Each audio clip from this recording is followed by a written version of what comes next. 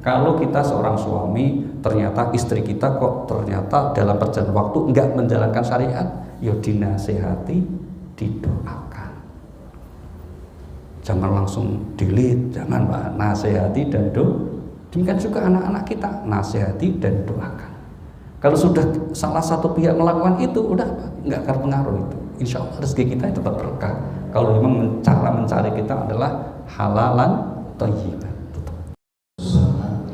Wa huwa samiul alim. Asyhadu an la ilaha illallah wa asyhadu anna Muhammadan abduhu wa rasuluhu khataman nabiyyin wa ba'du. Qala rabbi ishrah li sadri wa yassir li amri wahlul 'uqdatam min lisani yafqahu qawli. Hadirin kiram yang sama-sama kita muliakan, kita hormati para ustaz, Dr. Hajar Nurdin yang sama-sama kita muliakan.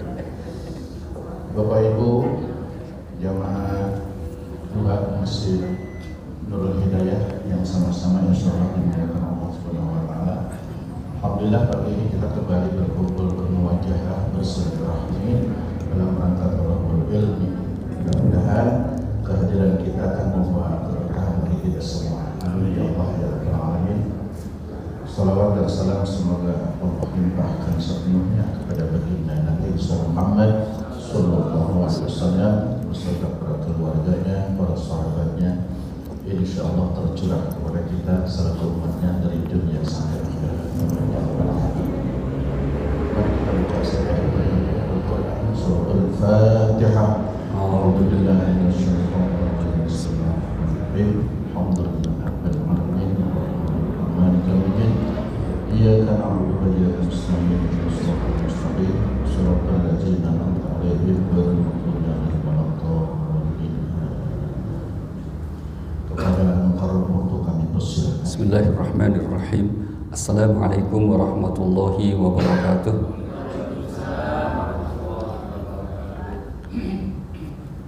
Saya salamnya semangat, jawabnya kok lemes ya Pak. Assalamualaikum warahmatullahi wabarakatuh. Alhamdulillah, wassalatu wassalamu ala rasulillah wa ala alihi wa sahbihi wa mawala. La hawla wa la quwwata illa billah. Allahumma faqihna fid din wa 'allimna at-ta'wil, amma ba'd. Bapak Ibu sekalian rahimakumullah, untuk lebih berkahnya kaji kita pagi ini, mari kita mengawali dengan bersama-sama melafadzkan basmalah.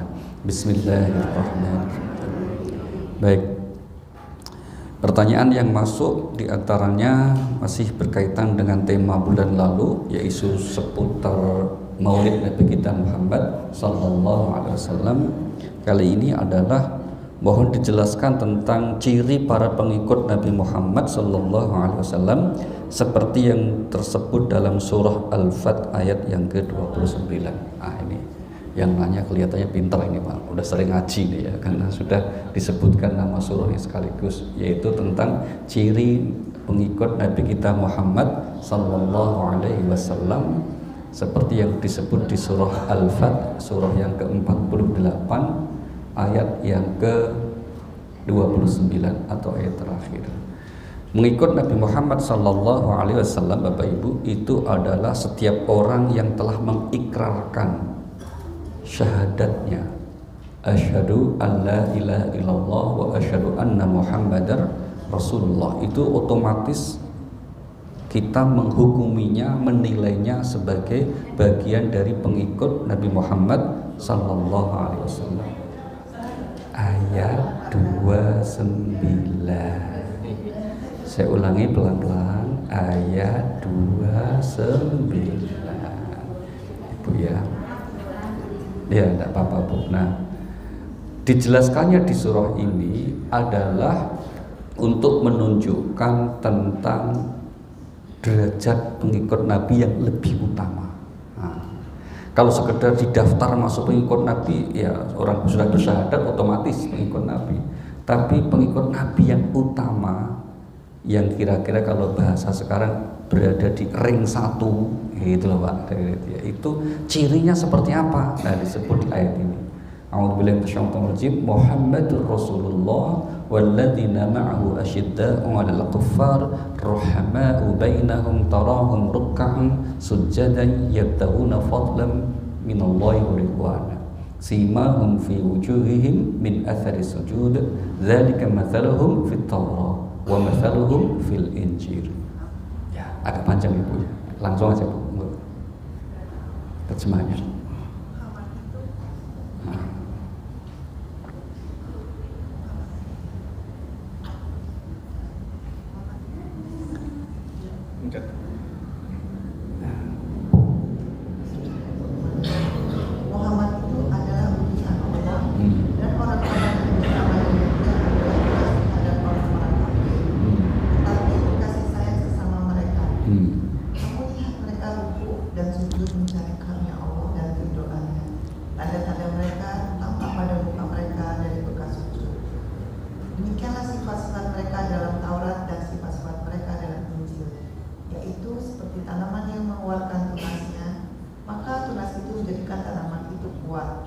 Lalu jadi besarlah dia dan tegak lurus di atas pokoknya. Tanaman itu menyenangkan hati penanam-penanamnya karena Allah hendak meninggalkan hati orang-orang kafir dengan kekuatan orang-orang mukmin. Allah menjanjikan kepada orang-orang yang beriman dan mengerjakan amal yang soleh di antara mereka ampunan dan pahala yang besar. Iya, terima kasih Bu. Kok bacanya agak sedih itu? Masih ngantuk atau belum sarapan atau menghayati ayat? Pak Pohan monggo di depan Pak, biasanya beliau di depan. Monggo Pak. Nah, apa di sini Pak? Gak ada Pak Tatang Pak. Ini lagi sini Pak. Nah, kira-kira gitu. Monggo. Baik, mari kita mulai Bapak Ibu. Ayat ini ada di surah Al-Fath.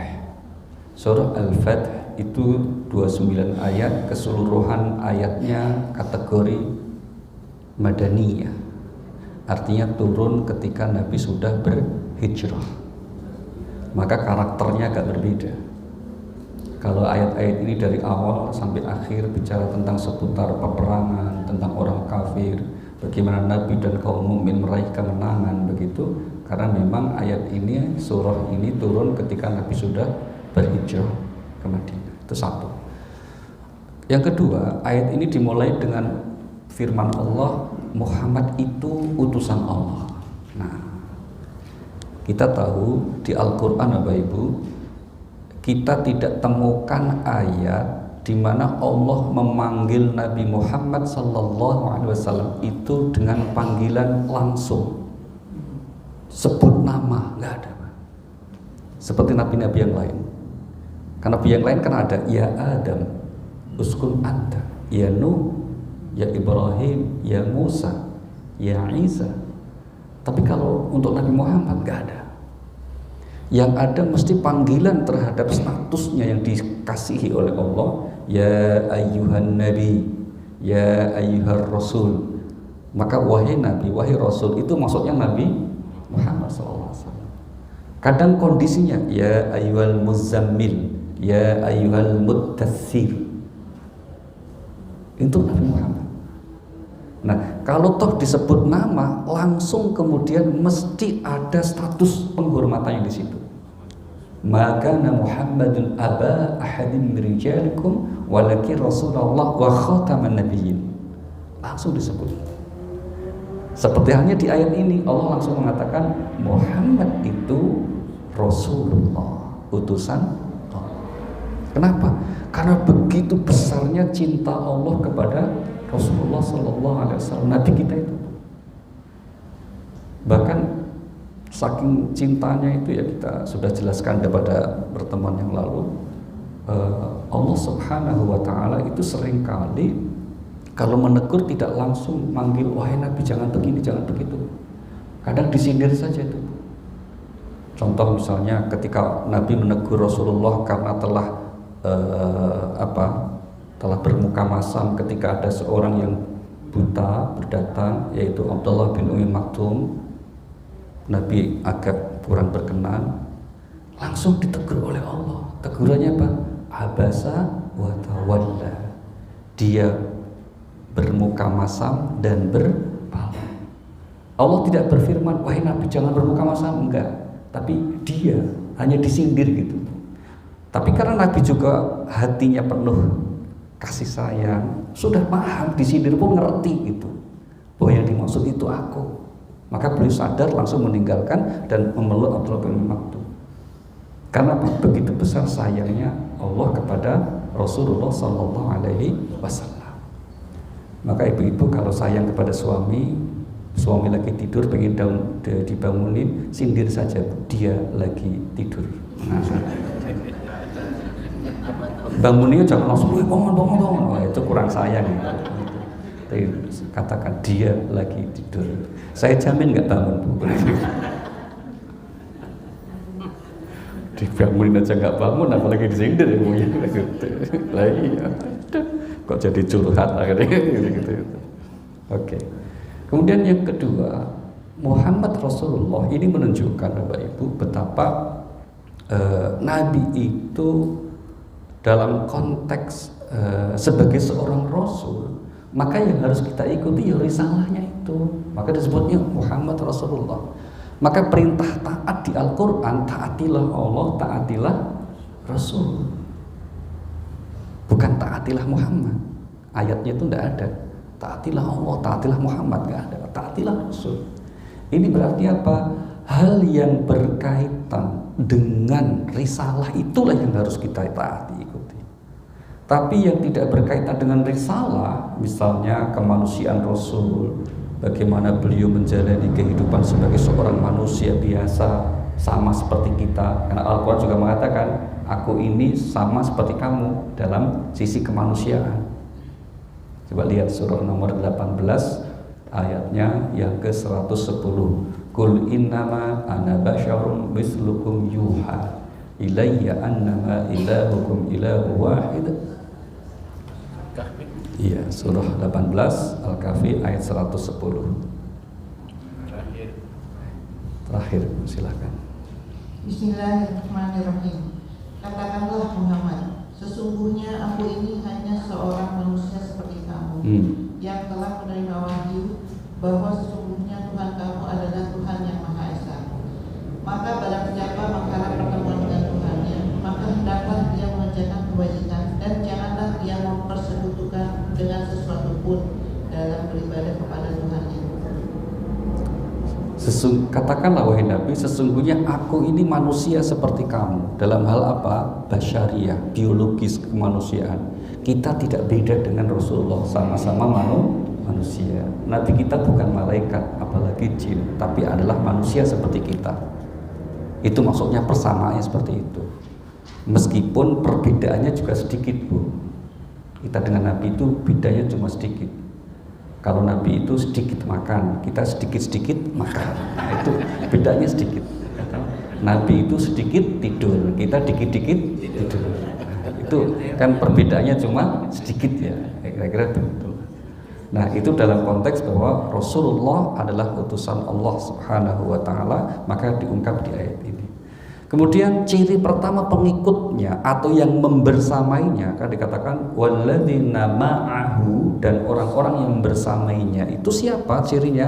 Yang pertama asyidda'u 'alal kuffar, yang bersikap tegas terhadap orang-orang yang kafir dalam kurung yang memusuhi.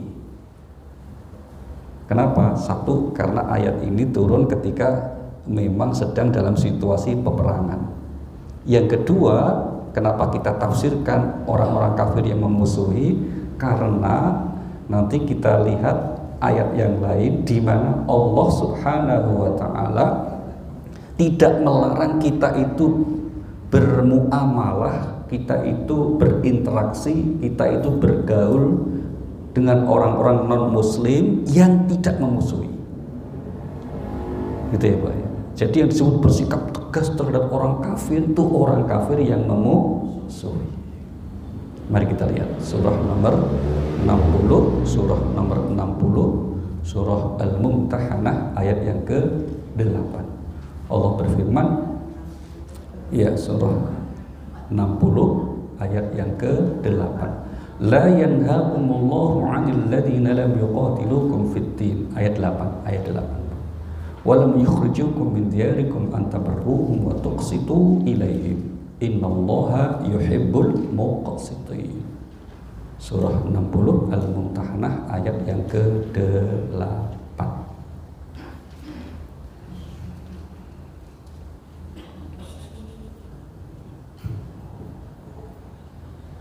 Bismillahirrahmanirrahim.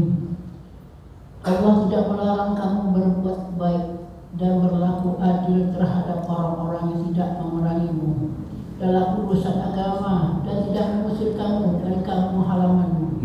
Sesungguhnya Allah menyintai orang-orang yang berlaku adil. Iya. Asbabun nuzul atau sebab turun dari ayat ini Bapak Ibu itu berkaitan dengan peristiwa yang terjadi pada putri Abu Bakar As-Siddiq radhiyallahu anhu yang bernama Asma binti Abu Bakar. Kita tahu ya, sahabat Abu Bakar As-Siddiq radhiyallahu anhu itu menikah dengan istri yang pertama namanya Utailah binti Abdul Uzza. Itu sebelum Islam datang, masih masa jahiliyah. Beliau punya 2 anak namanya Asma dan Abdullah. Tapi terus kemudian cerai. Ya, berpisah. Nah, setelah kemudian beliau masuk Islam, ya setelah lama itu kemudian beliau menikah lagi dengan Ummu Ruman masuk Islam. Dan lahirlah putri beliau namanya Aisyah radhiyallahu anha, istri Nabi. Dan putra kedua adik Aisyah namanya Abdurrahman, maka Abdurrahman bin Abu Bakar. Nah, ibunda dari Asma yang mantan istri Sayyidina Abu Bakar ini suatu saat ketika putrinya sudah ikut hijrah Nabi ke Madinah, itu ngabari Bu Japri lah, Japri. Ya belum ada ya, udah dini bilang Japri lah sama putrinya itu. Aku mau ke rumahmu ya, mau datang ke rumahmu. Padahal ibunya masih musyrik Bu, musyrikah kan. Nah putrinya bingung, loh ibuku musyrikah ya, ini boleh nggak datang ke rumahku? Yang saat itu beliau sudah mukminah, sudah muslim, mengikuti Rasulullah. Maka Asma langsung datang kepada Nabi. Maka turun ayat ini yang barusan itu.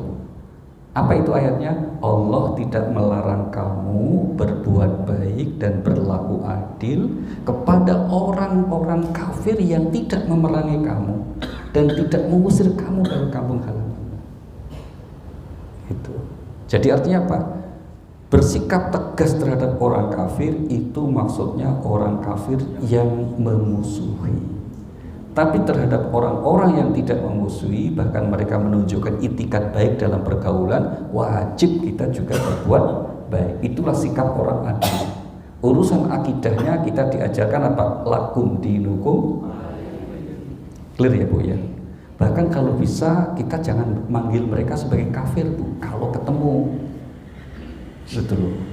Ibu punya tetangga Kristen lewat depan rumah, Fir, mau kemana Fir? Gak boleh. Panggil namanya gitu. Atau kalau misalnya Bang Dedi jadi ketua RT, sambutan warga yang mengenalkan itu, warga kami yang terhormat, baik yang muslim maupun yang kafir. Oh jangan begitu. Jangan begitu. Muslim maupun yang non muslim. Gitu ya.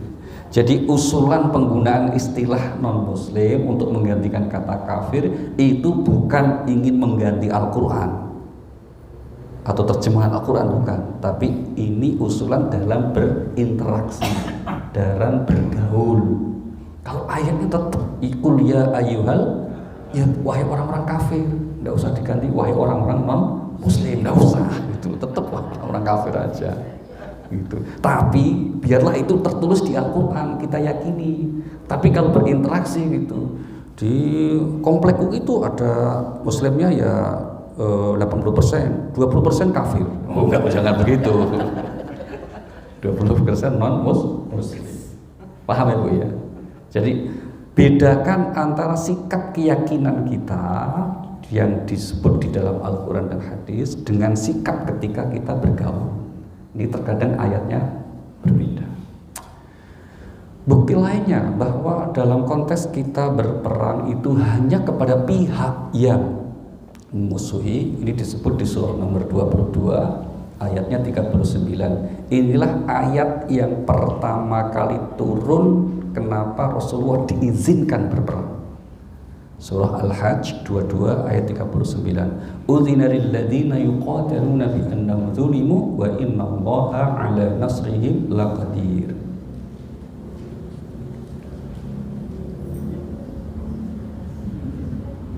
Surah 22 ayat 39. Diizinkan berperang bagi orang-orang yang berlaki, Ya. karena sesungguhnya mereka dizalimi dan sungguh Allah Maha Kuasa menolong mereka itu. Iya, terima kasih ya Tuhan. Biar gantian Ibu ya, nanti biar TikTok lah. Nah, ini gitu. Diizinkan kamu berperang karena kamu diperangi atau dizalimi. Gitu. Jadi Nabi itu diizinkan berperang dengan orang kafir Quraisy Mekah ketika Nabi sudah terdesak, dizalimi, dianiaya. Maka kalau ada orang menuduh orientalis sering mengatakan Islam disebarkan dengan pedang, itu tidak benar sama sekali. Buktinya apa? Buktinya bahwa ketika Islam itu menyebar melalui peperangan, itu kemudian yang terjadi tidak memaksakan agama Islam untuk dipeluk kepada penduduk setempat. Buktinya apa? Andalusia Spanyol 850 tahun Pak, hampir 1 milenium berkuasa khalifah Islam di Andalusia. Maka peninggalannya kalau Bapak Ibu sudah pernah ke Andalusia itu ada namanya Alhambra. Istana apa? Alhambra. Itu istana kerajaan Islam dulu Pak. Berkuasa di situ 850 tahun. Tidak ada orang Spanyol yang masuk Islam. Karena memang nggak dipaksa. Tapi begitu orang penguasa non-Islam berkuasa, orang Muslimnya disembelih. Kalau nggak masuk Kristen itu. Na'udzubillahi min dzalik. Ya gitulah sejarah masa lalu ya. Karena kita diajari apa? La ikraha fiddin. Tidak ada paksaan dalam memeluk agama Islam. Gitu ya. Jadi ciri pengikut Nabi yang kedua ini adalah orang yang tegas terhadap orang yang kafir yang memusuhi. Berarti kira-kira apa? Yang sikapnya tegas terhadap hal-hal yang menghalangi syiar agama, terhadap orang-orang yang menghalangi dari jalan Allah Subhanahu wa ta'ala. Baik, ini yang kedua ya. Yang ketiga, pengikut Rasulullah sallallahu alaihi wasallam. Ini penting. Dikatakan di ayat tadi apa? Ruhamau bainahum. Saling mengasihi, saling menyayangi di antara mereka pengikut dan umat Nabi Muhammad sallallahu alaihi wasallam. Jadi antar umat Nabi Muhammad sallallahu alaihi wasallam itu kalau betul dia ngaku sebagai umat Nabi harus saling mengasihi, menyayangi. Kenapa? Karena mukmin semua bersaudara. Kita lihat ayatnya Ibu ya. Surahnya nomor yang ke-49 ayatnya yang ke-10. Innamal mu'minuna ikhwah fa aslihu baina akhwaykum wattaqullaha la'allakum turhamun. Surah 49 Al-Hujurat ayat yang ke-10.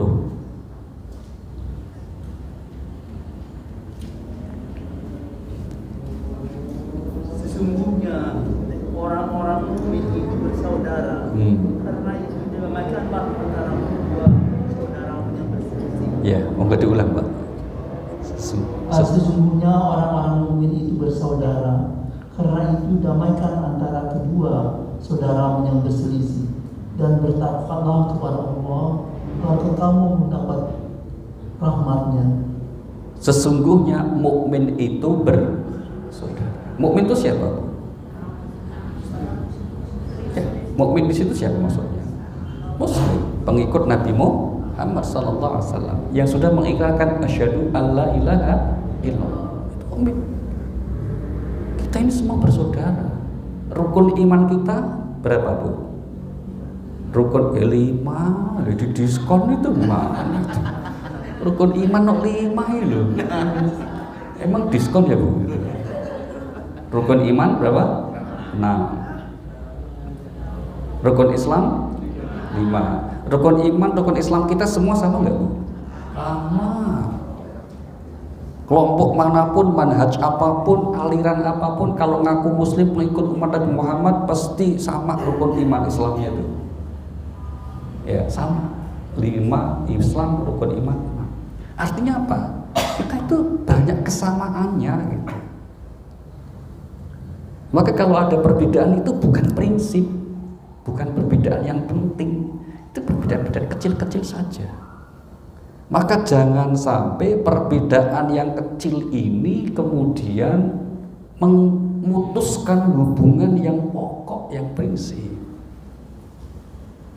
Maksud hanya gara-gara beda capres, gitu ya, berantem sesama umat Nabi Muhammad, nggak boleh.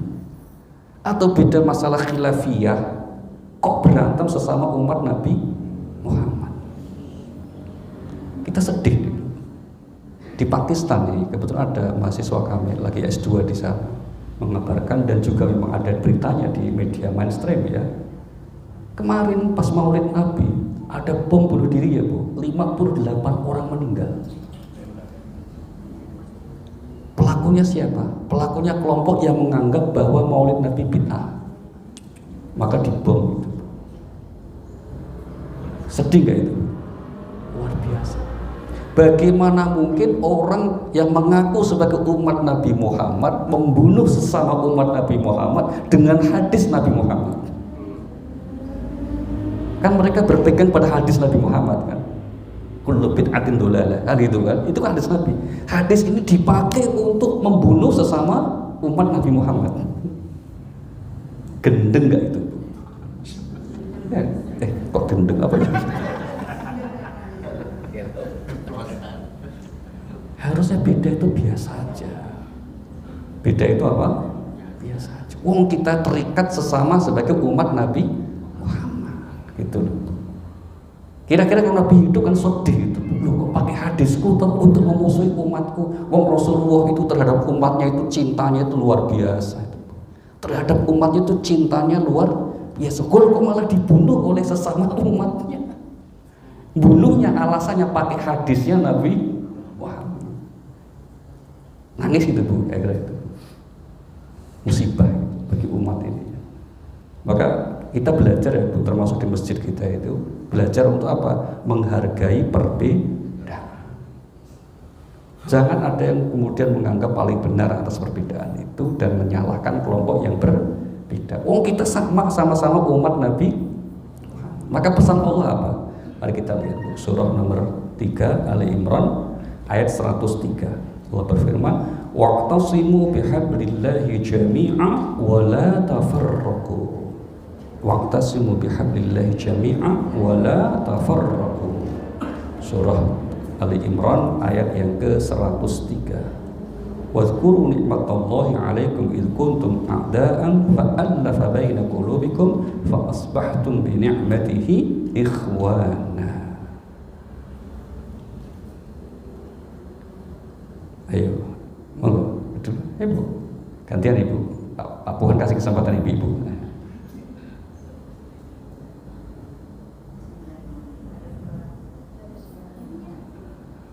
Pencet Bu, ya.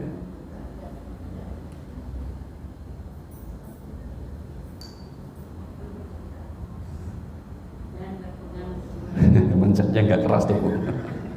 Ibu-ibu.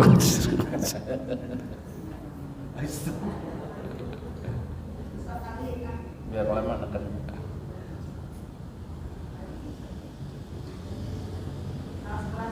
Iya. Nggak bisa ya.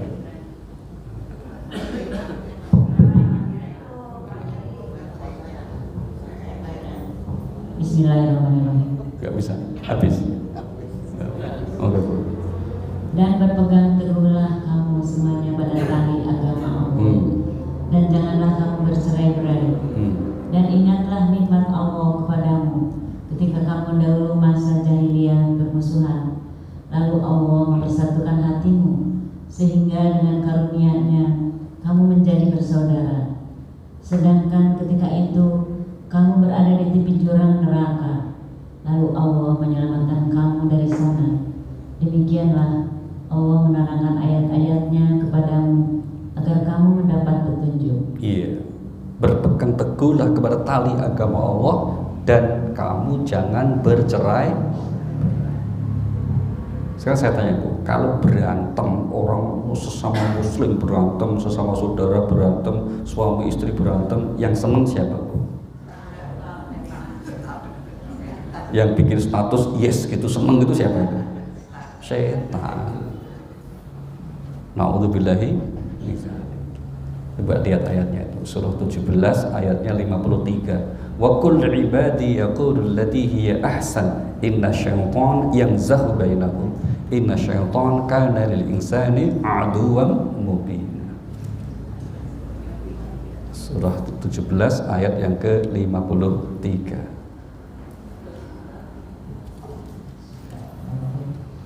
Dan katakanlah kepada hamba-hambaku, hendaklah mereka mengucapkan perkataan yang lebih baik atau benar. Sungguh, setan itu selalu menimbulkan perselisihan di antara mereka. Sungguh, setan adalah musuh yang nyata bagi manusia. Iya. Ucapkan kalimat yang baik, bicaralah dengan komunikasi dengan cara yang baik, karena setan suka menimbulkan permusuhan. Apalagi permusuhan antar saudara, permusuhan antar kerabat, permusuhan antar suami istri. Wah, itu setan seneng banget. Dalam kitab tafsir Ibnu Katsir, Imam Ibnu Katsir itu ketika menjelaskan ayat Al-Baqarah 102, ini ayat tentang sihir zaman Nabi Sulaiman dulu Bu. Di antara kebiasaan setan itu, iblis sebagai ketuanya setan itu sering mengadakan meeting Pak, pertemuan antar setan gitu. Tujuannya apa? Tujuannya untuk monef. Monef itu monitoring dan evaluasi. Monitoring evaluasi atas tugas-tugas setan. Minta laporan. Ada setan yang melaporkan, baginda iblis saya sudah berhasil menggoda manusia, dia akhirnya suka mabuk. Iblisnya bilang gitu aja dipamerin. Baginda iblis saya sudah menggoda manusia, akhirnya mereka mencuri, nyopet, alah gitu aja disombongkan. Ada setan yang lapor, baginda iblis saya telah berhasil menggoda suami istri, akhirnya kerjaannya mereka berantem terus. Iblis langsung melotot, lanjut gimana mereka terus berantem baginda, bahkan istri sering mengucapkan cerai gitu. Itu setan yang kayak gitu langsung suruh duduk di sampingnya, duduk di sini, langsung dikasih jempol, mantap kamu gitu. Serius itu, nanti silahkan dicek itu kitab tafsir itu. Saya pas baca itu ya ketawa, gitu ya. Maka kalau saya mau agak sedikit ngegas sama istri itu, ingat hadis itu gak jadi ikut. Nanti seneng setan itu sih saya. Maka jangan berantem sama istri ya Bang, penting. Kalau istri cerewet itu biasa, termasuk galak ya biasa. Gak usah terlalu diambil hati. Namanya juga bawaan orok gitu ya, gitu. Istri itu mesti, istri cerewet itu tanda sehat. Alhamdulillah. Istri pendiam lolak nggak sehat itu. Iya, pendiam lolak diam aja nggak sehat itu, masalah itu. Ada suami komplain Bu, bilangnya apa? Pak, istri saya itu alhamdulillah pendiam Pak, cuma saya nggak kuat apa itu. Seminggu COD 6 kali gitu.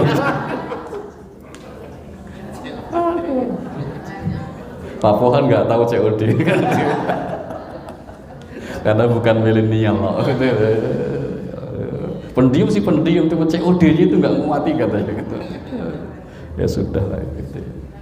Gitu ya. Jadi pengikut Rasulullah itu apa? Saling mengasihi antar sesama kita. Kalau antara kita nggak mau ngasih, apa jalan Allah? Antar kita sama pengikut umat Nabi Muhammad kok perang terus nggak mau ngasih? Kata Allah Pak, tak ganti loh dengan umat yang lain yang nanti mau saling mengasihi itu. Coba lihat ayatnya, surah nomor 5 ayat 54. Ya ayyuhalladzina amanu may yartadda minkum an dinihi fasawfa ya'tillahu biqaumin yuhibbuhum wa yuhibbunahu adillatin 'alal mu'minin a'izzatin 'alal kafirin yushahiduna fi sabilillah wa la yakhafuna lawmata la'im. Al-Maidah 54 bukan 51 ya. Iya. Bismillahirrahmanirrahim. Wahai orang-orang yang beriman, barang siapa di antara kamu yang murtad atau keluar dari agamanya, maka kelak Allah akan mendatangkan suatu kaum. Dia mencintai mereka dan mereka pun mencintainya, dan bersikap lemah lembut terhadap orang-orang yang beriman, tetapi bersikap keras terhadap orang-orang kafir yang berjihad di jalan Allah dan yang tidak takut kepada celaan orang yang suka mencela. Itulah karunia Allah yang diberikannya kepada siapa yang Dia kehendaki, dan Allah Maha Luas pemberiannya, Maha mengetahui. Iya, nanti diganti oleh Allah kalau sampai kemudian kita tidak komitmen dengan ukhuwah persaudaraan kita antar sesama umat Nabi Muhammad sallallahu alaihi wasallam. Oke. Berikutnya, ciri berikutnya umat Nabi yang mulia, yang utama itu apa? Tarahum ruk'an sujjadan. Engkau melihat mereka umat Nabi Muhammad itu rukuk dan sujud bersama-sama. Ini berarti apa? Selalu ada dalam koridor jamaah. Baik jamaah dalam arti formal ketika sholat. Itulah mengapa amalan yang sangat dianjurkan bagi laki-laki umat Nabi Muhammad itu apa? Berjamaah di masjid. Bahkan dalam mazhab Imam Ahmad itu hukumnya wajib bagi laki-laki itu sholat fardu di masjid berjamaah, gitu ya. Dalam mazhab Imam Syafi'i itu sunnah muakkad. Ada perbedaan, tidak apa-apa. Di antara dalilnya apa? Di samping ayat ini ada juga satu ayat lagi yang dijadikan dalil oleh mazhab Imam Ahmad, yaitu apa? Surah Al-Baqarah ayat 43. Wa aqimus shalah wa atuz zakah warka'u ma'ar. Surah Al-Baqarah ayat 43, surah 2. Iya. Ayat 43.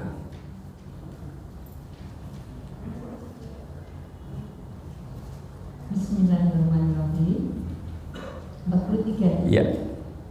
Dan laksanakanlah sholat, tunaikanlah zakat, dan rukuklah beserta orang yang Nah, rukuklah bersama orang yang rukuk berarti berjamaah kan?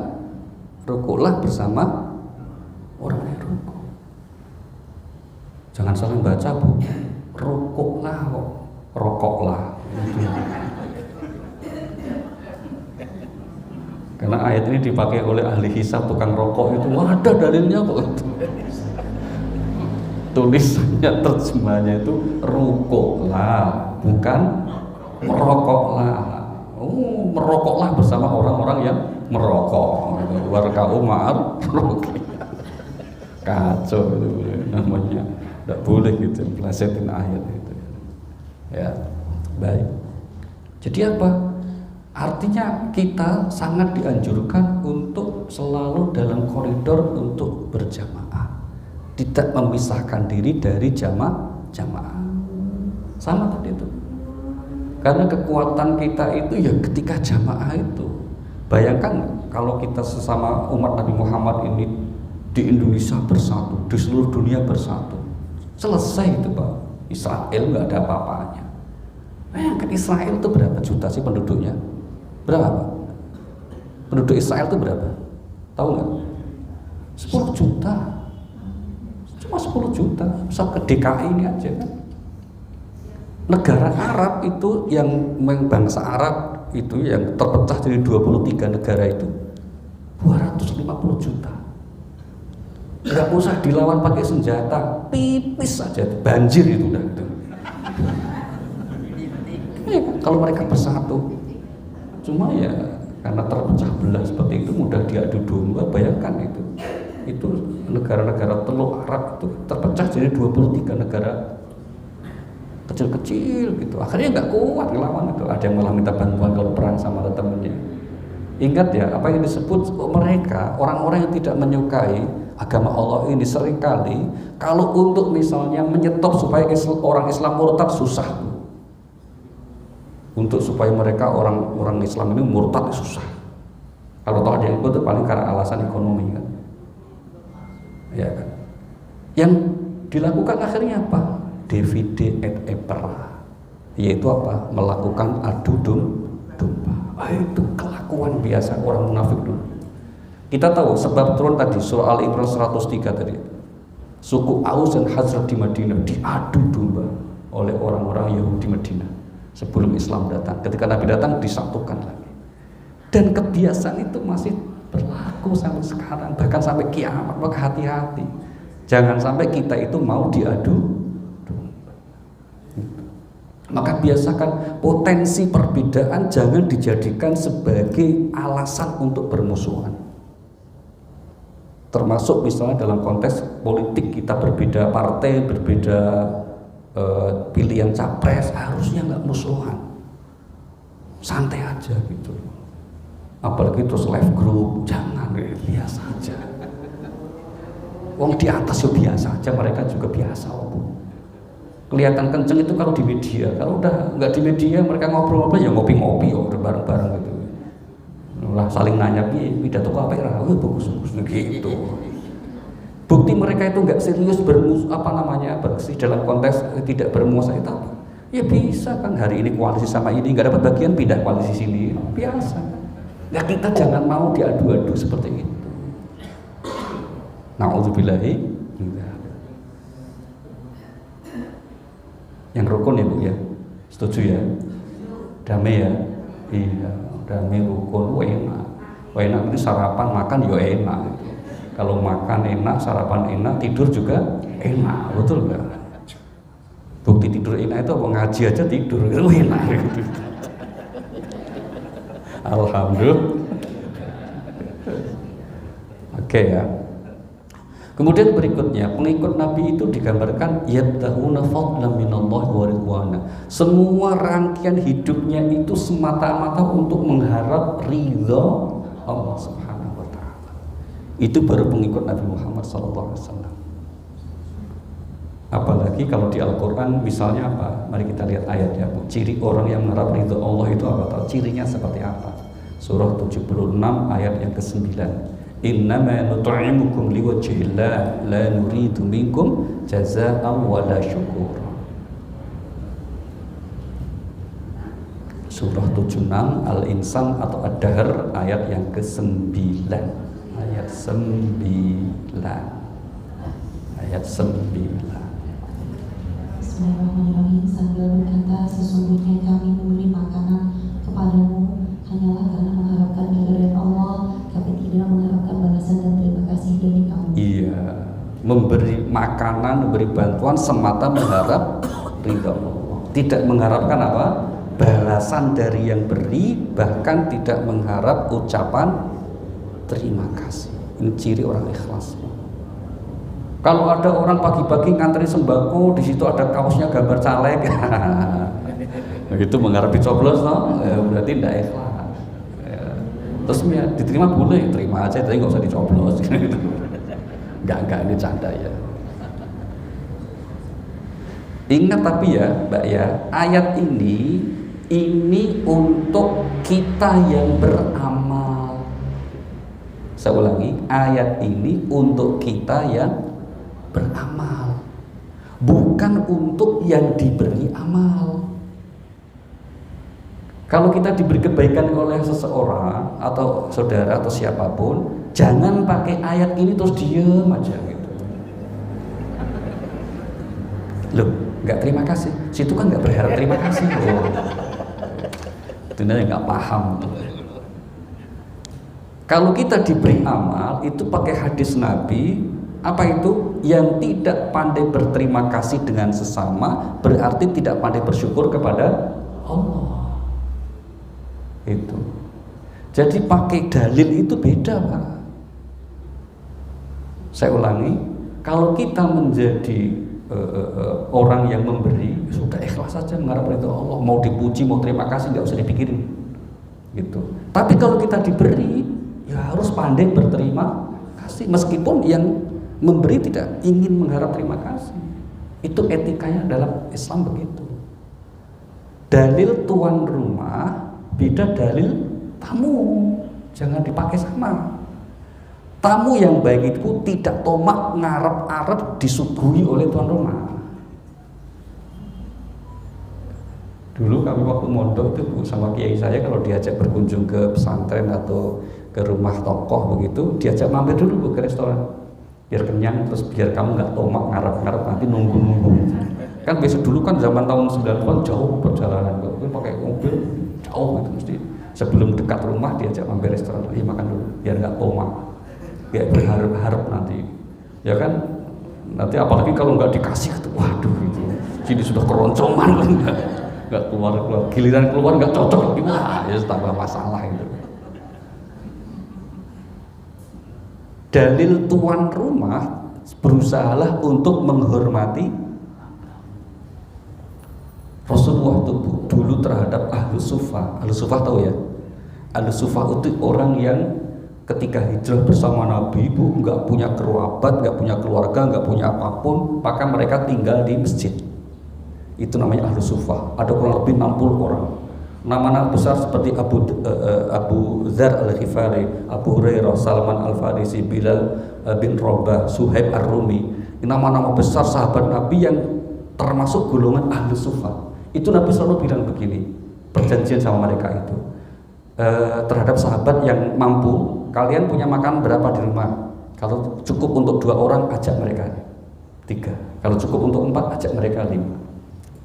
Supaya apa? Supaya kemudian itu berkah. Dan suatu saat betul. Akhirnya itu apa? Sahabat Abu Bakar itu ngajak 3 orang. Itu kemudian tamunya Ahlus Suffah ini disuguhi makan terus makan. Tapi terus kemudian nggak berani lanjutin. Kenapa? Setiap makan itu makanannya langsung nambah. Jadi diambil itu nggak berkurang gitu, malah nambahnya 3 kali. Itu karomahnya Ahlus Suffah. Begitu ya. Maka kemudian ya mereka kadang-kadang berebut untuk ngajak makan tuh berebut. Ngajak makan atau mengirim makanan terus mojok begitu, ini berebut mereka. Saking yakinnya akan keberkahan rezeki dari setelah memberi Ahlus Suffah. Apakah Bang Dedi Ahlus Suffah? Nah, ini pertanyaan ketika di situ Sambal Deden ya gimana siapin kopi gini kok gitu ya. Nggak kekurangan, apalagi tiap sore disiapin makanan sendiri. Alhamdulillah. Itu ya. Jadi apa itu mereka semata-mata mengharap ridho Allah Subhanahu wa Ta'ala. Ada yang bertanya begini, kalau kita beramal mengharapkan sesuatu kepada Allah Pak, misalnya supaya kita diberikan kelancaran rezeki, usaha, maka kita minta doa anak yatim. Anak kita mau ujian, kita ngundang anak yatim untuk doa, itu boleh nggak itu? Pertanyaannya, apakah itu masuk kategori ikhlas atau amal yang ada pamrihnya? Jawaban kita apa? Jawaban kita adalah bahwa tentu saja itu boleh, karena meskipun ada pamrih, tapi pamrihnya kepada Allah, gitu loh, nggak masalah, boleh-boleh saja.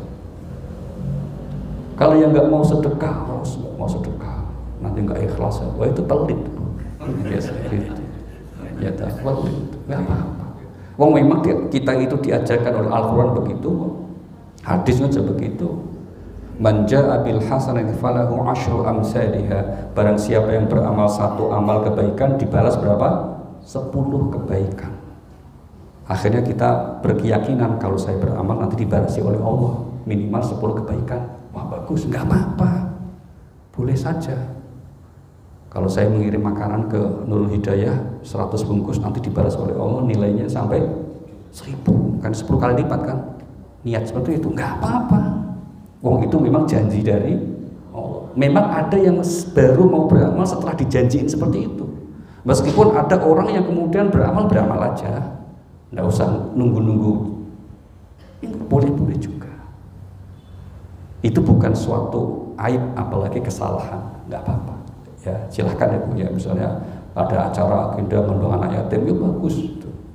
Undang pengurus masjid untuk makan di rumah, ya bagus. Gitu.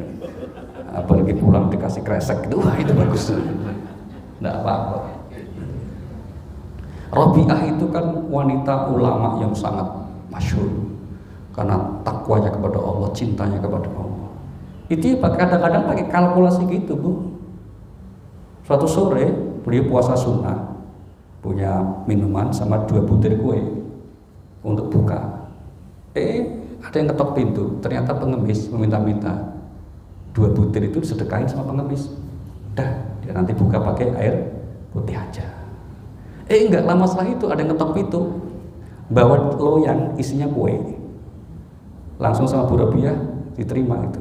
Terima kasih, bilang sama bosmu ya. Tapi sebentar dibawa masuk Bu, dihitung. Kata Robiah, maaf. Ini salah orang. Maksudnya apa Bu?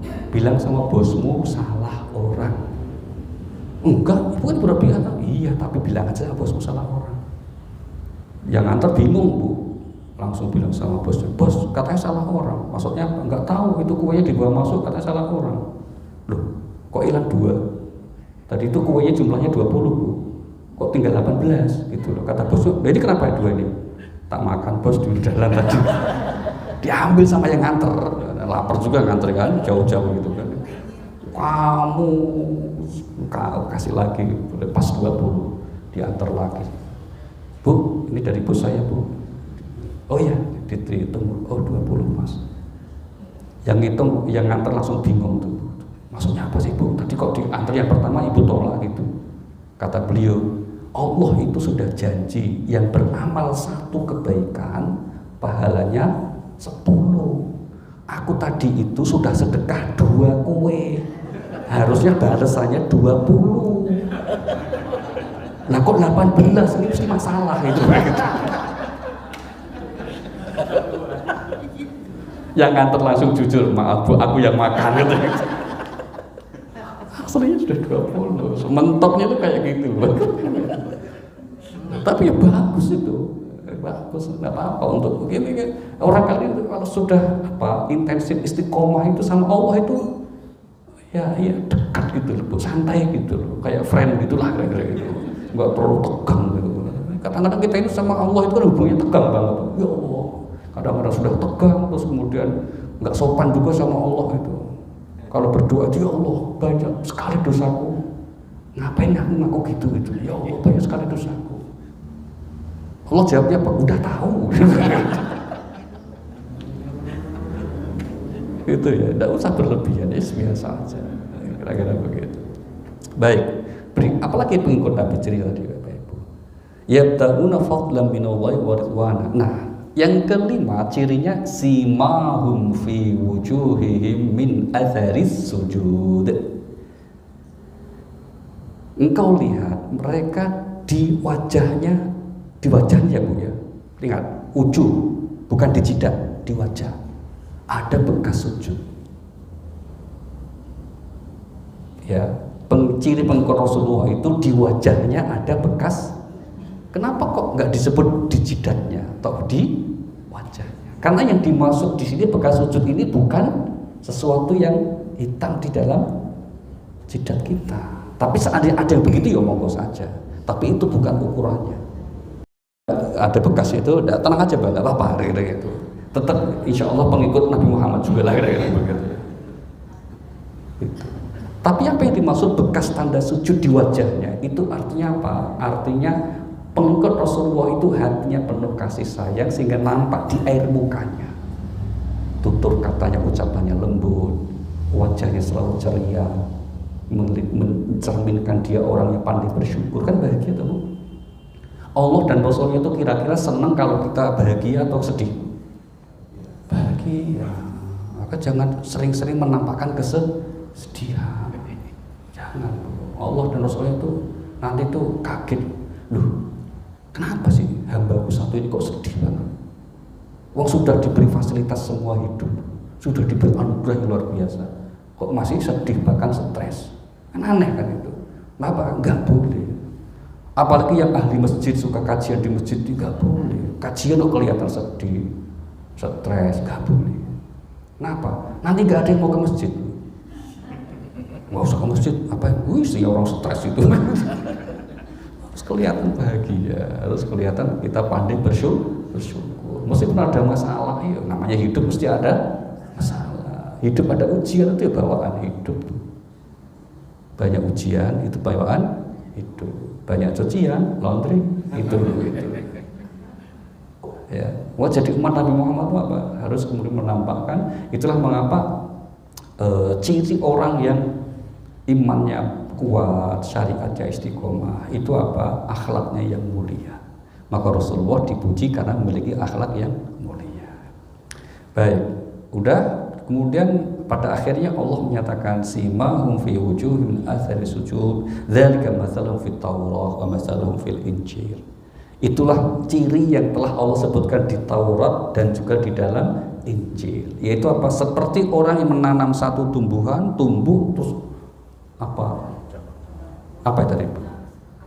Berkembang. Kalau bahasa Jermannya ngremboko. Wah, berkembang luar biasa. Dan inilah yang terjadi sekarang Bapak Ibu. Semua ahli sepakat tidak ada agama di dunia ini yang perkembangannya seperti Islam cepat sekali, nggak ada. Kita kan termasuk agama yang terakhir. Sebelumnya sudah ada agama, tapi sekarang kita menjadi agama yang tercepat perkembangannya. Belum terbanyak sih, kalau terbanyak masih 2 gabungan antara Kristen Katolik, itu masih 2,3 M. Kita baru 1,9. Gitu ya. Tapi diprediksi tahun 2030 sudah hampir dekat, 2050 udah lebih. Itu janji Allah di dalam Al-Qur'anul Karim. Maka kita bersyukur kok kita ditakdir Allah jadi bagian dari umat Nabi Muhammad sallallahu alaihi wasallam. Alhamdulillah. Oke, itu pertanyaan yang pertama. Baik, sebelum saya lanjutkan, mungkin ada yang langsung disampaikan, kami silakan. Silakan Pak Boan. Sebenarnya masalah ikhlas. Kalau orang itu memberikan santunan kepada anak yatim dan minta supaya didoakan almarhum orang tuanya dan sebagainya. Selama ini saya beranggapan bahwa dia itu tidak semua ikhlas. Ada keterkaitannya untuk imbalan. Yang paling lebih baik yang bagaimana Pak? Apakah itu tidak Bapak sudah menyerahkan tidak ada masalah seperti itu, tapi apakah tidak lebih baik kalau memberikan sesuatu yang benar-benar pure diberikan tanpa mengharapkan apa-apa? Bagaimana? Baik, terima kasih. Terima kasih. Dalam sebuah hadis Rasulullah Sallallahu Alaihi Wasallam, ini Pak dalilnya ya Pak ya, yang kami sampaikan tadi itu.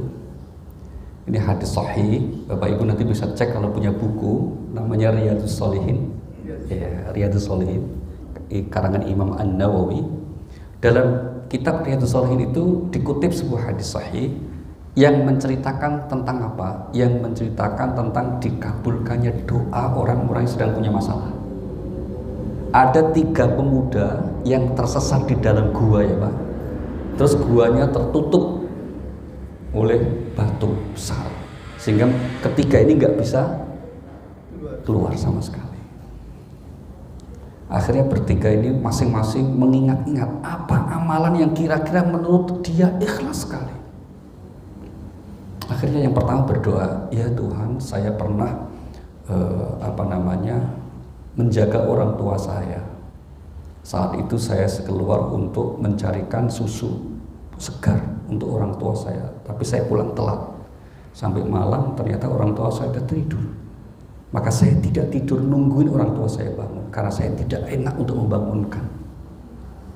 Ya Allah, sekiranya itu adalah amal yang Engkau terima, tolong beri solusi masalah saya. Maka batunya terbuka dikit Bu, tapi belum bisa keluar. Maka orang yang kedua berdoa lagi dengan menyebut keutamaan amalnya. Dia ingat-ingat apa amal yang paling ikhlas dia lakukan. Maka dia katakan, ya Tuhan, saya pernah dalam posisi ada saudara perempuan saya itu minjam uang, kan dia sangat terpaksa. Maka saat itu saya meminjami, tapi dengan syarat dia harus bersedia tidur dengan saya. Lu serius nih Bang, mau ketawa gitu.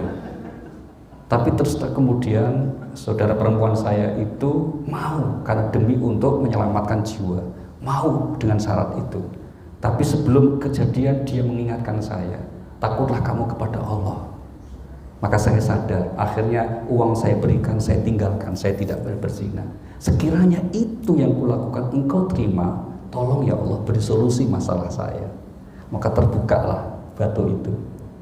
belum juga cukup untuk mereka keluar. Maka yang ketiga langsung berdoa, ya Tuhan, saya pernah punya karyawan, pas gajian dia nggak ambil gajinya, dia sudah pergi.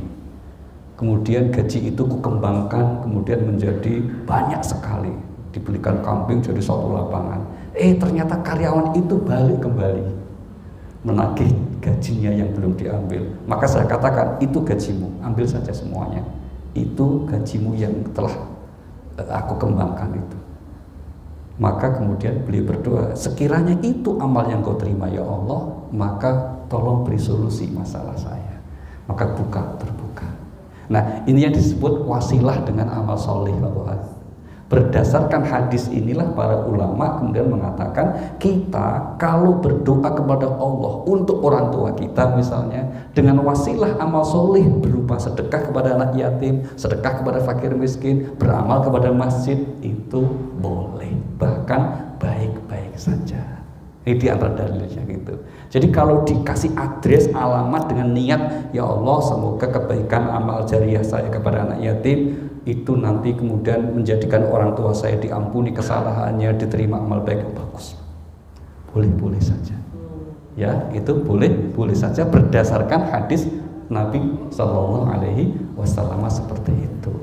Dan itu kita meyakini orang tua sangat senang sekali mendapat kiriman persembahan dari anak-anak yang masih di dunia. Berarti apa? Ini putra-putranya termasuk birrul walidayni, anak-anak yang berbakti.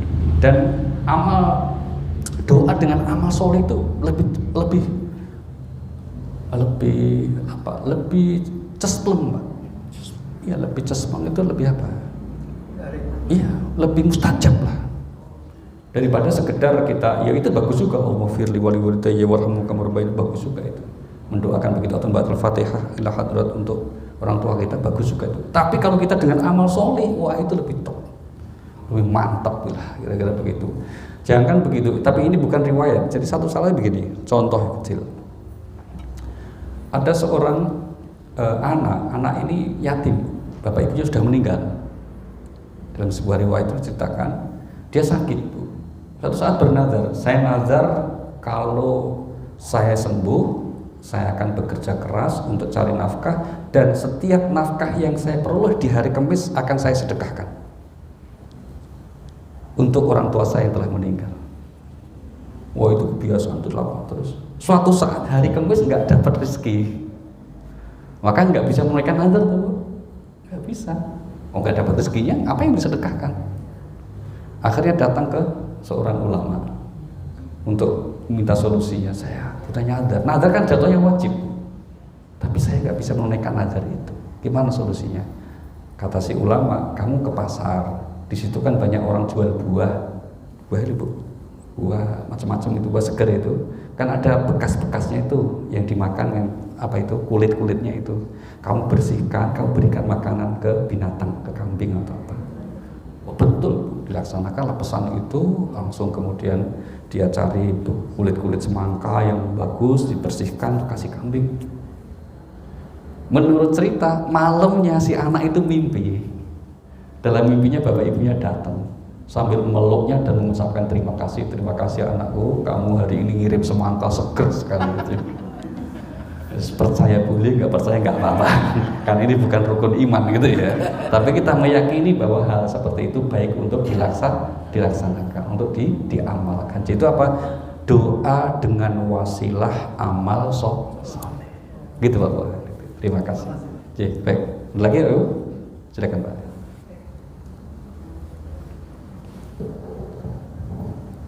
Assalamualaikum warahmatullahi wabarakatuh. Waalaikumsalam. Tadi disinggung Ustaz terkait dengan perbedaan orang kafir dengan muslim. Nah, kalau kafir memang sudah jelas bahwa di luar muslim atau non muslim itu kafir. Nah, sekarang banyak orang-orang Islam itu sendiri yang tidak melaksanakan rukun-rukun Islam, bahkan tidak pernah puasa, tidak pernah melakukan sholat. Nah, itu apakah termasuk golongan orang kafir? Kemudian bagaimana kalau dalam satu keluarga itu misalkan suami istri, Yang satu tidak pernah melakukan rukun Islam, puasa enggak, kemudian ibadah sholat juga enggak. Apakah itu berpengaruh terhadap kehidupan rumah tangga, terutama kaitannya dengan rezeki dan lain sebagainya, dan keberkahan? Yang kedua, Ustaz, pertanyaan saya, bagaimana kalau kita misalkan menghadapi orang tua yang sudah usyur? Nah, orang tua ini susah untuk dinasihati. Jadi misalkan disuruh sholat atau mungkin disuruh menjalankan kewajiban-kewajiban yang seharusnya dilakukan sebagai orang Islam, orang Muslim, ini susah sekali. Bahkan kalau misalkan dinasihati itu marah-marah kepada kita yang menasihatinya. Demikian. Baik, terima kasih. Wassalamualaikum warahmatullahi wabarakatuh. Waalaikumsalam warahmatullahi wabarakatuh. Terima kasih Pak. Ya, ini pertanyaan bagus sekali dan mungkin banyak dialami di antara kita ya. Termasuk ini curhatan ya. Oke, yang pertama, Muslim yang tidak menjalankan syariat atau Muslim yang melanggar larangan disebutnya fasik. Disebutnya apa? Fasik, bukan kafir. Meskipun perbuatannya perbuatan kafir, tapi disebutnya sebagai fasik. Dan kalau dia meninggal, tetap kita perlakukan sebagai seorang Muslim yang ada fardu kifayahnya kepada kita yang hidup. Tetap kita mandikan, kafani, sholati, kuburkan. Itu ya Pak ya. Pernah ingat gak kisah yang ada di Lampung yang meninggal di Australia? Dia orang transgender. Dia ini orang transgender Pak, ya operasi kelamin, ya jadinya laki-laki terus perempuan, meninggal. Nah karena transgender pulang ke Lampung ke asal daerahnya, orang Lampung nggak ada yang menyolati, padahal dia Muslim, nggak ada yang menyolati karena menganggap itu melakukan dosa besar. Akhirnya apa? Kedengaran Pak, karena itu viral. MUI Pusat ngirim tim di MUI Pusat Jakarta, ngirim tim untuk apa? Menyolati dan menguburkan. Kenapa? Karena Muslim. Terus gimana? Ya begitu. Kaidahnya adalah nahnu nahkumu bil zawahir. Kita itu menghukuminya lahiriahnya. Lahiriahnya KTP Muslim kita perlakukan sebagai Muslim. Urusan dosa besar dia urusannya sama Allah. Tapi untuk pelaku dosa besar biasanya apa? Dalam tradisi para ulama cukup pokoknya menggugurkan kewajiban fardu kifayah. Jangan sampai semua dosa karena nggak ada yang rawat. Apalagi nanti kalau dirawat oleh agama lain lebih masalah itu, dosa semua itu. Cukup, artinya apa? Nggak usah banyak-banyak yang nyolati. Cukup menggugurkan dosa dari fardu kifayah. Ya kan sedikit aja. Termasuk nggak usah para ulama-ulama terus ikut, nggak usah. Maka misalnya di kampung ya, di kampung ini ada orang yang terkenal, mohon maaf, tukang mabuk, tukang pala, nggak pernah sholat, kerjanya ganggu tetangga, meninggal. Kata kiai kampungnya itu, ini urus santrinya aja, sholatnya dia. Kiainya nggak ikut, gitu. Kenapa? Untuk menggugurkan kewajiban. Karena kalau kemudian ini orang banyak, ini dukung kemaksiatannya, dukung perbuatan fasiknya. Maka biasanya kan yang nyolati ini kan jadi ukuran juga kebaikan. Kalau orang baik otomatis yang menyolati banyak, yang mendoakan banyak. Itu ya. Itu satu gitu ya Pak ya. Jadi mereka disebutnya sebagai Muslim yang fasik kalau tidak bertobat. Ya, kalau tidak bertobat. Kalau bertobat insya Allah Muslim yang baik. Nah dalam rumah tangga kalau ada salah satu anggota rumah tangga yang tidak mengerjakan ibadah atau tidak menjalankan syariat, apakah itu mempengaruhi ya keberkahan rezeki dan seterusnya itu? Yang mengerjakan aja kadang mempengaruhi Pak, apalagi tidak mengerjakan gitu. Artinya apa? Artinya itu berarti menjadi salah satu jenis ujian rumah tangga tersebut. Tapi tetap kita berusaha berhusnudzon. Kalau kita seorang suami, ternyata istri kita kok ternyata dalam perjalanan waktu enggak menjalankan syariat, ya dinasehati, didoakan. Jangan langsung delete, jangan Pak, nasehati dan doakan. Demikian juga anak-anak kita, nasihati dan doakan. Kalau sudah salah satu pihak melakukan itu, udah nggak akan pengaruh itu. Insya Allah rezeki kita tetap berkah. Kalau memang cara mencari kita adalah halalan thayyiban, nggak ada masalah. kecuali kalau di keluarga tersebut permisif, Pak. Permisif itu artinya membiarkan, wis apa-apa terserah juga, nggak usah tak doain, nggak usah tak nasihati, sholat terserah nggak terus. Nah itu ngaruh itu, berarti nggak sehat hubungannya ini. Hubungan yang sehat sebagai muslim yang baik, kalau ada salah satu anggota keluarga yang tidak menjalankan syariat, nasihati, doakan, contohi. Nah termasuk dengan orang tua tadi, Pak. Orang tua kita atau mungkin mertua atau ya orang tua yang kemudian sudah usia lanjut ya, kok dinasehati malah kadang marah misalnya, nggak mau mendengar syariat itu. Caranya bagaimana? Doakan, Pak. Jangan lupa apa? Doakan. Saya punya pengalaman ini. Karena doa dari anak yang tulus itu biasanya makbul, Pak. Ini orang tua juga gitu, Pak. Disuruh amal, disuruh ibadah, agak malas. Si anaknya ini yang istiqomah terus nanya, gimana ya Pak untuk orang tua? Doain aja. Jangan sering-sering nasihati lah, karena udah tahu ada di sana, udah sepuh tuh, udah tahu. Tapi lebih banyak apa? Doakan. Menjelang wafatnya apa yang terjadi? Wah, menjelang wafat rajin sholat, rajin sekali sholatnya. Bahkan ketika sudah dipasangnya alat-alat itu masih ingat itu. Udah isya belum Pak, ya ingetin dia nanti isya. Sholat. Sholat isya nggak hanya sekali, sholat lagi. Nggak lama itu wafat langsung. Kadang-kadang seperti itu. Maka jangan putus. Nah pertanyaannya, kenapa kita harus tetap mendoakan atau tetap menasehati kalau itu orang yang layak dinasihati, yaitu keluarga kita, istri atau anak kita? Jawaban di Al-Quran, inni ma'dziratan ila rabbikum wa la'allahum yattaqun. Supaya saya punya alasan di hadapan Tuhan nanti, ya Allah saya sudah mendoakannya, saya sudah menasehatinya. Itu alasan kita, Pak. Maka jangan dibiarkan, tetap kita nasihati dan doakan. Meskipun hasilnya enggak sesuai harapan kita, kata Allah apa? Supaya kita itu nanti punya alasan di hadapan Allah. Ya Allah, tugas saya selesai. Saya sudah menasihati, mencontohi dan mendoakan. Maka enggak akan kena pertanggungjawaban lagi. Itu yang harus kita lakukan ya Pak ya. Namanya untuk menguatkan kesabarannya, saya kasih salah satu tipsnya gampang Pak. Sederhana, agar kita sabar menghadapi orang tua yang susah diajak untuk sholat.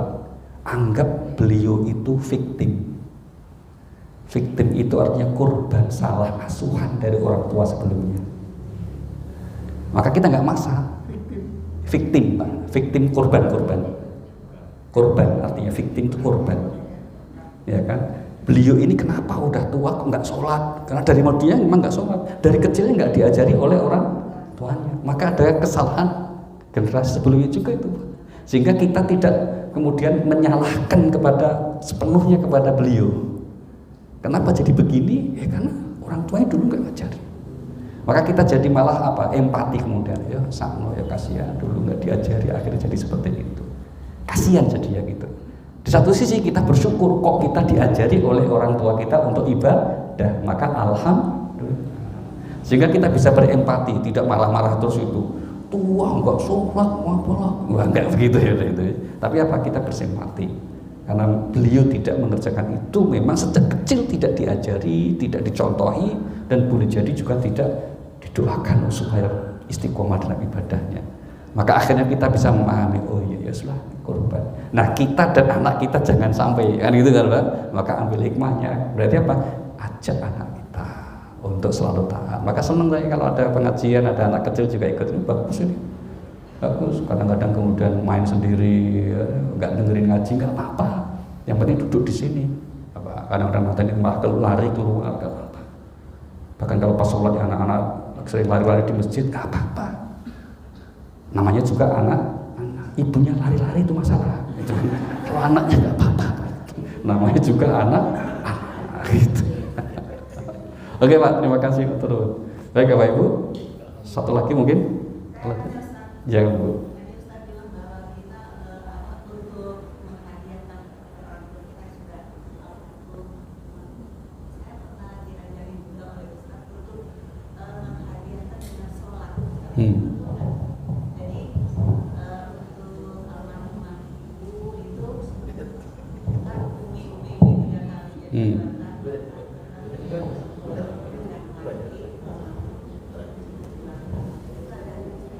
Iya, mungkin orang menyebut akhirnya sholat birrul walidain misalnya, sholat birrul walidain itu bagian dari sholat hajat ya Bu ya. Nah, boleh, tidak apa-apa. Karena hajatnya intinya kita untuk mendoakan orang tua. Boleh-boleh saja, bagus-bagus saja. Kita sholat hajat, kita tilawah Al-Quran, kita bacaan zikir yang lain atau amal-amal soleh yang lain, monggo saja. Itu bagian dari namanya wasilah dengan amal soleh. Amal soleh yang berkaitan dengan langsung hablum minallah seperti sholat, zikir, tilawah Al-Quran, khatmil Quran, itu bagus-bagus saja. Atau amal soleh yang berkaitan dengan hablum minannas seperti sedekah, infak, fakir miskin, anak yatim, semua kita jadikan wasilah untuk kita berdoa kepada Allah juga baik-baik saja. Itu ya Bu ya.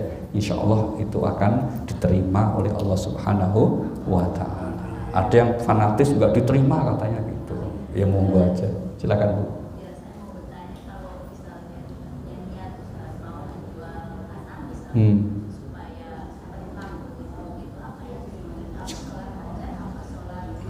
Supaya apa? Oh, cepat laku tanahnya, ya misalnya gitu.